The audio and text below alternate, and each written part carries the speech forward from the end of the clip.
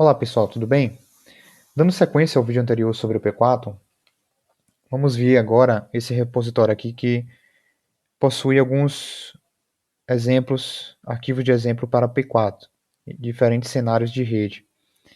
Bom, apenas para contextualizar, esse repositório P4 Cenários, eu criei com o intuito de colocar a maior quantidade possível de casos de uso com a utilização do P4, casos que a gente normalmente utiliza em redes de computadores.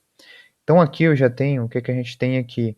A gente tem cenário para firewall, handover, IP route, load balance, simple, cenário com a topologia simples e cenário com a topologia com dois APs. Bom, o que acontece? Nesse repositório, cada cenário, cada caso de uso desse, você vai encontrar um arquivo em P4, um arquivo em JSON, que foi gerado a partir daquele arquivo em P4, e um arquivo em Jupyter Notebook, que eu vou explicar o que é que esse cara agora. Só que para explicar o que é que esse cara é, eu vou mostrar para vocês, dar uma introdução ao Colab do Google, para que eles que não estiverem ou não conhecerem o notebook, passe a conhecer a partir de agora. Então, em todos os tutoriais, você vai encontrar esse arquivo, esse formato de arquivo, onde nele vai constar o título do cenário, uma breve descrição da topologia de rede, o código em Python e todos os comandos utilizados na execução daquele código. Então aqui, por exemplo, esse código foi executado, né, e alguns comandos foram emitidos e existe a saída esperada para aqueles comandos emitidos. Tá? Então, por que eu estou utilizando esse arquivo em Jupyter Notebook? Primeiro porque ele traz a facilidade de, através de simples toques no mouse, você gerar executar o código e a partir de então executar alguns comandos.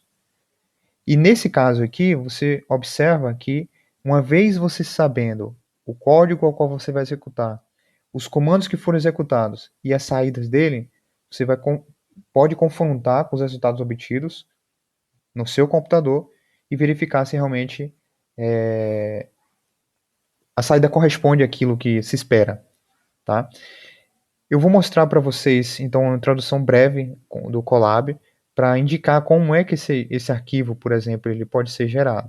Então, para aqueles que estão mais familiarizados com o Python, vai ser mais fácil o entendimento. Então, aqui eu estou num Colab, eu vou criar um novo notebook.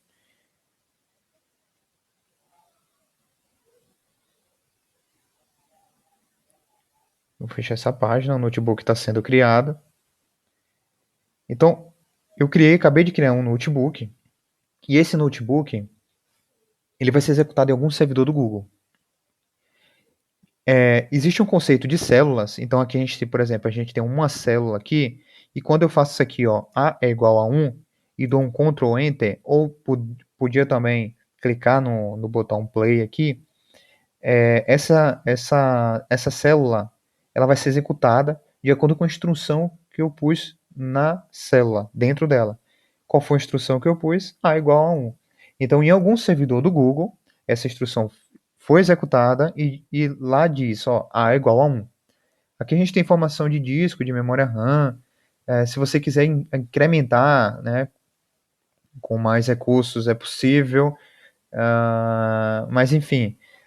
Aí o que acontece? A igual a 1. Ok. Aí você pode criar.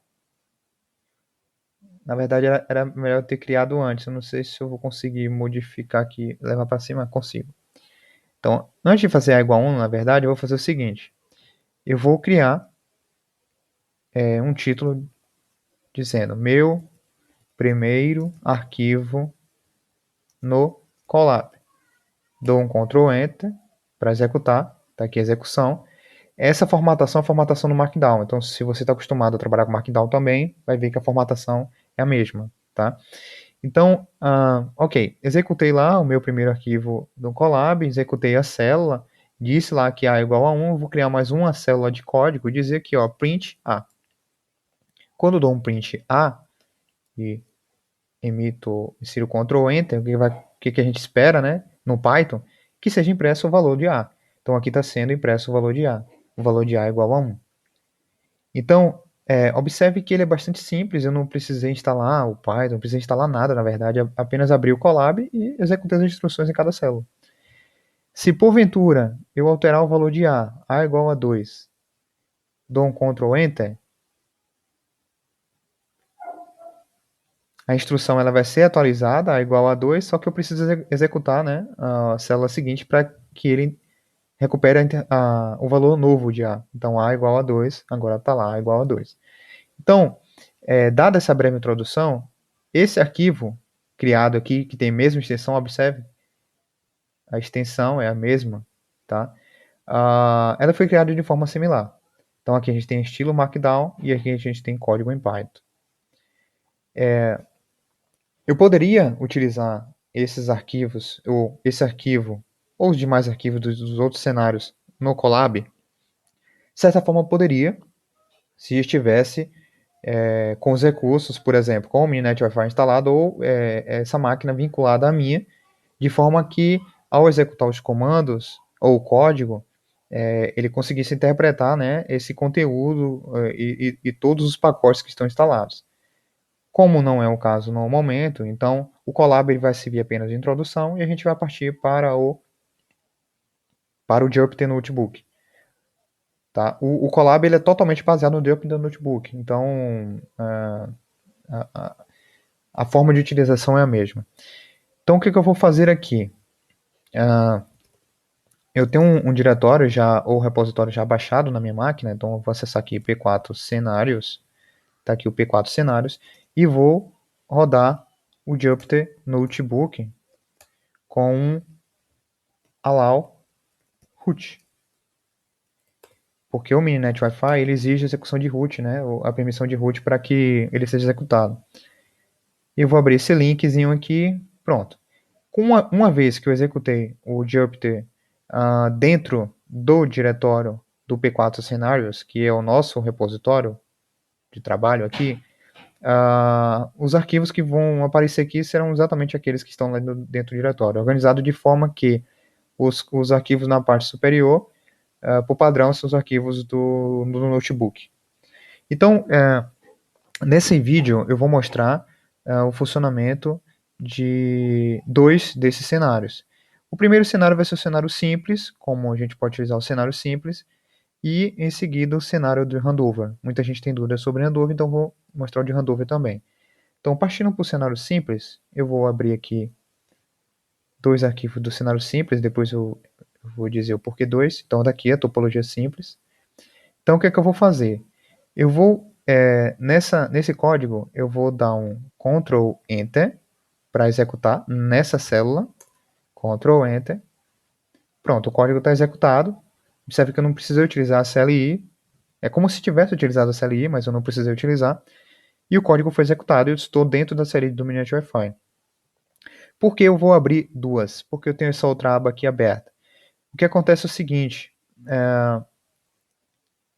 Lembra do conceito de célula que eu acabei de falar? Então aqui a gente tem uma célula, aqui a gente tem outra célula, uma outra célula, uma outra célula e uma célula imensa aqui do código onde a CLI do Mininet Wi-Fi está inclusa também.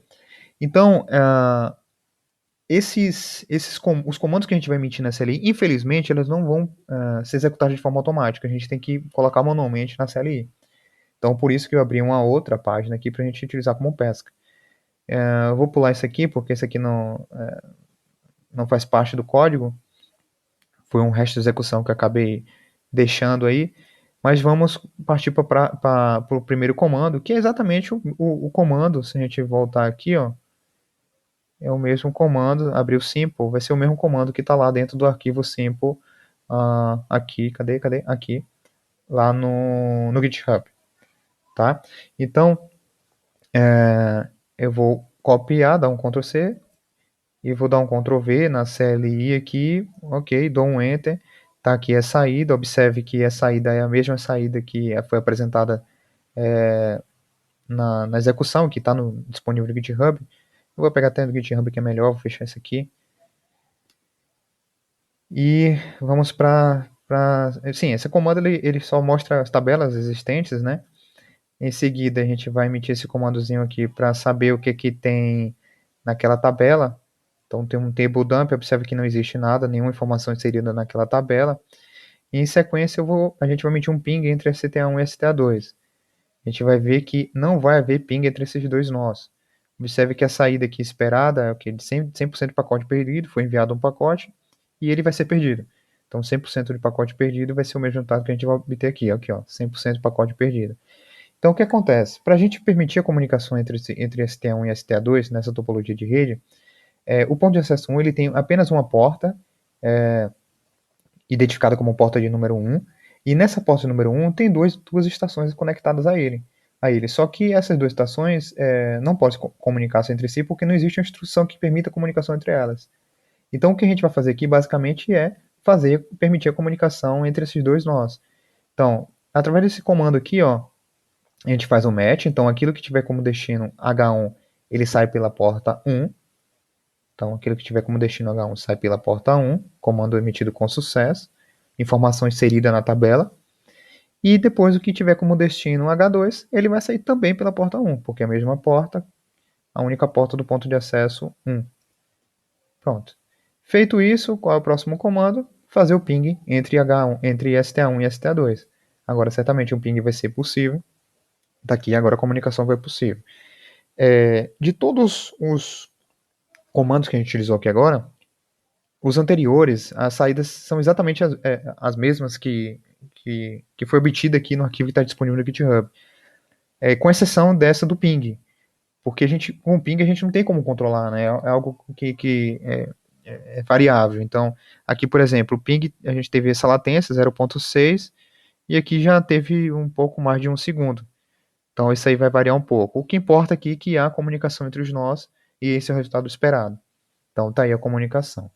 Então, é dessa forma que vai funcionar. Né? Temos essa facilidade de saber os comandos que foram utilizados e as saídas para esses comandos. Vou sair do cenário aqui, e agora a gente vai para o handover, para entender como é que funciona o handover. Então, vamos lá, abrir o handover, ok, o handover aberto. No exemplo do handover, eu não vou abrir duas páginas, porque a gente não vai executar comando nenhum. Na verdade, a gente vai dar um play aqui, e o código vai fazer o que é necessário ser feito. Então, o que é que acontece no handover, na topologia do handover? Na topologia do handover, a gente tem um ponto de acesso 1, um ponto de acesso 2, um switch S1, uma estação STA1 e um host H1. Essa estação STA1, ela está se deslocando, né, de algum ponto mais próximo de AP1 até AP2. Então, em algum momento, ela vai sair do raio de alcance de AP1 e vai se conectar ao AP2. E aí, por isso que a gente tem essa imagem, mas é o próprio STA1. Tá? É só uma representação de que ele está saindo de um ponto para outro. Então, o que é essa topologia? Bom, aí tá claro, né? O nó vai se mover, depois vou mostrar o nó se movendo e tudo mais. Mas quais são as informações mais importantes que a gente pode obter aqui? Para um handover mais perfeito, né, que haja menos ou até nenhuma quantidade de pacote perdido, é importante que haja um scan background. O que significa isso? Significa que quando a estação está se locomovendo em direção ao P2, ela tem que saber que a P2 existe antes mesmo de sair do raio de alcance de AP1. E ela também tem que se conectar ao P2, ou deveria se conectar ao P2, antes de desconectar a P1. Porque senão haveria maior quantidade de pacote perdido. A gente vai ver mais na frente também. Então, a gente utiliza um recurso chamado de BGScan, que se você acessar aqui, ó, é um recurso WPA Supplicant, e se você abrir aqui e buscar pelo BGScan, você vai ver que BGScan. Ok, tem informação sobre o BGScan aqui, que é o mesmo recurso que eu utilizo cá. Então, aqui a gente tem também o Short Interval, Long Interval, que significa que são intervalos de tempo em segundos, onde o curto ele diz respeito ao momento onde a estação não estiver associada a nenhum ponto de acesso, qual tempo ele vai utilizar? Ele vai utilizar esse aqui. Agora, a partir do momento que ela já estiver associada a algum ponto de acesso, qual o tempo que ela vai utilizar? Ela vai utilizar esse aqui para fazer a busca de novos pontos de acesso que podem estar ao alcance. Então, de forma bem resumida, é isso que acontece. Se a gente avançar mais um pouco, a gente vai ver que no ponto de acesso, a criptografia utilizada é WPA2. Bom, temos a senha aqui, o SSID tem que ser o mesmo para os pontos de acesso. E eu estou utilizando também o 802.11r para um fast handover. Então aqui está marcado como um true para que a gente utilize esse cara aí. Então aqui a gente tem a configuração de mobilidade, o Knowledge move-se de um ponto X para um ponto Y. Aqui a gente tem um tempo também. Bom, aí no ponto de acesso 1 e ponto de acesso 2, eu crio uma interface do tipo monitor e levanto essa interface, né? Tá aqui a interface, levanta essa interface. Para quê? O que acontece? Nesse código que eu vou mostrar para vocês aqui, o nó ou o ponto de acesso, ele tem que informar a infraestrutura de rede quando existe uma associação nova. E essa associação, ela é feita, ela pode ser feita através quando há um recebimento de algum tipo de pacote. Por exemplo, quando STA1 tenta associar a P1, quando a P1 sabe que STA1 associou, né, ou poderia ter associado, quando há por exemplo, reassociation ou um association response. Então, quando há uma resposta do ponto de acesso, significa que ele teve uma solicitação, ele respondeu com a solicitação e eu estou encarando ou deduzindo que essa solicitação teve êxito. Então, estou respondendo à estação e a associação ela vai ser realizada com sucesso. Então, com a interface tipo monitor, ele permite que eu utilize, que eu capture beacons e essas informações que são importantes na essa troca de informações, né, entre pontos de acesso e cliente. Então, eu utilizo um comando chamado de um código chamado de handover controller, que é como se fosse um controlador. E se a gente abrir esse código, o que a gente vai visualizar nele? A gente vai ter, eu uso o SCAP para fazer captura, né? Então eu faço um sniff aqui com a utilização do SCAP. Então eu faço exatamente isso aí, ó. Eu filtro tudo aquilo que tiver como association response ou reassociation response. E a partir de então, o que é que vai ser executado? Vai ser executado esse cara aqui, esse random packet. E aí, com base nas informações que vão sendo recebidas, ele vai adicionar informações ou fluxos na tabela do switch ou do ponto de acesso. Então aqui eu não vou entrar em detalhes sobre o código construído, mas o código está aí disponível, você pode verificar depois e entender melhor como é que ele funciona. E o que eu posso destacar aqui desse código também é que, observe que boa parte deles vai ter um table edge, table edge, table edge e table edge. Só que em algum momento a tabela já vai existir. Já vai existir uma tabela de correspondência. Eu vou explicar qual tabela é essa. E quando existe uma tabela de correspondência, eu identifico ela como um retorno de duplicate. E em vez de utilizar um table edge, eu utilizo um table modify, que é para modificar aquela tabela já existente. Então, o que que significa, por que eu tenho que utilizar um table modify e table edge? O que acontece é o seguinte, se a gente pensar aqui no handover, né, STA1, nesse cenário, STA1 ele vai estar pingando sempre para H1. Então, ele vai estar se locomovendo e vai estar pingando para H1. Então, quando ele está associado ao ponto de acesso 1, o pacote ICMP ele vai entrar na porta 1 do switch 1, vai sair pela porta 3. Chegou em H1, ok. Só que o pacote ele tem que voltar, né? A gente tem que ter o reply. E aí o que acontece? O pacote ele vai entrar na porta 3 do switch e vai sair pela porta 1, vai chegar em STA1. Beleza, tranquilo. Agora, quando essa estação ela sair do ponto de acesso 1 e chegar no ponto de acesso 2, o que é que vai acontecer? O pacote vai entrar na porta 2 do switch, até então não existia nenhuma correspondência da porta 2 e vai sair pela porta 3. Excelente. Só que quando o pacote entrar pela porta 3, já existe uma correspondência no switch dizendo, ó, STA1 tá sendo acessível através da porta 1 do switch. Só que STA1 não está mais na porta 1, né? Não está mais no ponto de acesso 1, está no ponto de acesso 2. Então, já existir uma correspondência em relação ao MAC address de STA1, é necessário fazer um table modify para dizer, olha, aquilo que entrar na porta 3, na verdade, não vai sair pela porta 1, vai sair pela porta 2. E é isso que o código faz aqui, de certa forma. Então, a porta padrão é a porta 1, então quando identificar que o switch, a estação está conectada ao ponto de acesso 2, a porta de saída vai ser a porta de número 2. Esse Node-RED eu pego pelo prefixo, pelo último dígito lá do BSSID do ponto de acesso. Observe que o ponto de acesso 1 ele tem BSSID final 3 e o ponto de acesso 2 final BSSID 4. Então eu sei quando ele está associado ao 2 através desse IDzinho aqui, e aí eu altero a porta. Então basicamente é isso que acontece. Tá? Então vamos executar esse código e verificar como é que ele funciona, né? Todo o processo de handover ocorrendo. Antes de executar, eu deixei essa linha comentada aqui. Essa linha ela vai permitir que a gente execute o gráfico, né, em uma janela à parte. Porque se você executar o código da forma como está, ele vai executar o matplotlib na própria célula, né, e ela vai estar estática. A gente não vai conseguir observar o movimento do nó. Só que eu estou experimentando alguns problemas com a execução desse cara aqui, no que eu não consegui identificar ainda e resolver. Se alguém, inclusive, conseguir resolver, por favor, me ajuda aí e me avisa. Mas, a princípio, a gente vai executar o código sem o gráfico. O gráfico vai ficar aqui, na verdade, a gente vai conseguir visualizar o nó movimentando, mas depois a gente vai utilizar o terminal. Eu vou utilizar o terminal e a gente vai ver e verificar que o nó realmente ele vai estar se locomovendo. Então, chego na célula, dou um Ctrl Enter para executar. O arquivo está sendo executado. Ok, está aqui. Então, STA1 está pingando para H1, tá? Observe que está vendo o ping aqui. Já associou ao ponto de acesso 1.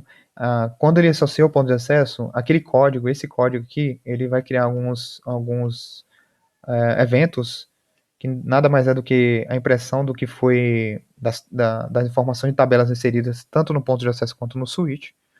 Então, por isso que apareceu essa informação aqui. Quando ele estiver associado ao ponto de acesso 2, vai aparecer algum evento aqui similar ao que, o que foi inserido no ponto de acesso 1. Então, vamos ver, em algum momento ele vai associar o ponto de acesso 2 e a gente vai observar que talvez não haja perda de pacotes, ou talvez vamos ver o que vai acontecer. Ok, ok, perdemos o quê? Perdemos um pacote, né? Pacote número 49. Pacote número 49 foi perdido. Então, um handover aceitável com a perda de um pacote. Eventualmente você não vai observar perdas de pacote, mas está aí, uma perda de pacote. E quando o nó passou a estar associado ao ponto de acesso 2, né, foi inserida a nova tabela de fluxo de forma que a comunicação permanecesse ininterrupta. O que eu vou fazer agora é o seguinte: eu vou executar esse código no meu computador e a gente vai ver que de fato o nó está se locomovendo. Então aqui, estou saindo, ok. Vou também cancelar a execução do Jupyter e vou executar aqui, já tem um código handover aqui na minha máquina, em Python. Ela não está disponível no GitHub, mas é basicamente aquele mesmo código lá do Jupyter, do notebook. Eu já modifiquei esse código aqui, eu vou só desfazer a modificação e te digo o que está acontecendo, porque eu modifiquei.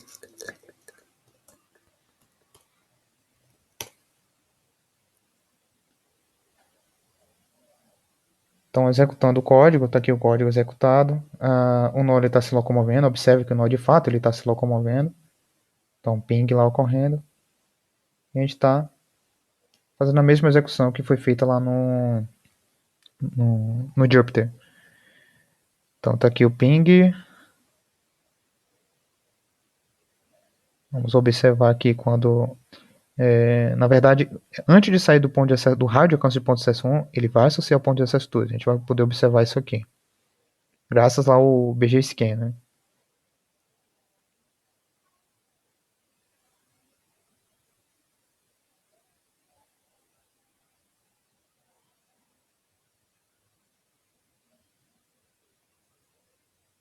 Ok. Associou. Foi perdido de novo um pacote número 49. E já está associado ao ponto de acesso 2. Então, observe que está em movimentação. Eu estava se locomovendo de fato o nó. STA1. A velocidade do nó é muito importante para o handover. Por exemplo, se eu fizer esse tipo de configuração aqui, configuração que estava feita anteriormente, eu vou aumentar um pouco a posição dele e aumentar a velocidade também. Então, se diminui o tempo, eu aumento a velocidade, e a gente vai observar que o nó ele vai se locomover de forma mais rápida, e tão de forma mais rápida que ele vai sair do rádio ponto de acesso 1, rádio de alcance ponto de acesso 1, antes de associar o ponto de acesso 2. E a gente vai observar que vai haver mais perda de pacotes. Olha, ó, perdeu a associação, ping foi interrompido, não associou ainda o ponto de acesso 2, em algum momento ele vai associar e o ping vai retornar. Então pronto, olha lá, associou, o ping voltou, porque foi adicionado novos fluxos. Tá? Então é muito importante que você ajuste não apenas a velocidade, mas o short e o long interval do BGScan para o teu cenário, para que ele ficar mais adequado, né, para o teu cenário. Bom, para a gente finalizar, de novo, se você quiser sentir a vontade de contribuir, por favor, contribua. Coloque aqui também seu arquivo, seu cenário de rede, obviamente diferente daquilo que já tem disponível no repositório. Ao longo com o passar dos dias também eu vou estar adicionando novos cenários aqui. E, bom, talvez você pôde observar que nos cenários que eu abri, isso inclui para todos eles, eu não descrevi de forma bem clara o que cada comando faz. Eu te disse aqui no Simple, no Handover a gente não teve comando, mas te disse aqui no Simple, de forma bem resumida, o que o comando fazia. Só que eu não tenho como objetivo, a princípio, sair descrevendo o que cada comando faz, porque eu tenho como objetivo utilizar esse material em sala de aula. Isso significa que, eventualmente, os alunos eles vão ter que descrever o que aqueles comandos fazem. Então, não faria sentido descrever aqui, já deixar de cara, né, uma informação nesse sentido. Então, é por esse motivo que eu não descrevo, e você não vai encontrar essa descrição nos comandos que eu utilizei, tá? Mas o código-fonte está aí, tanto do P4, quanto do JSON, e do notebook, claro, para que você verifique e, de certa forma, compreenda como ele que funciona. Dúvidas, se vocês tiverem, por favor, entre em contato. Estou sempre aí disponível para troca de informações. E é isso aí. Valeu, pessoal. Muito obrigado e até a próxima.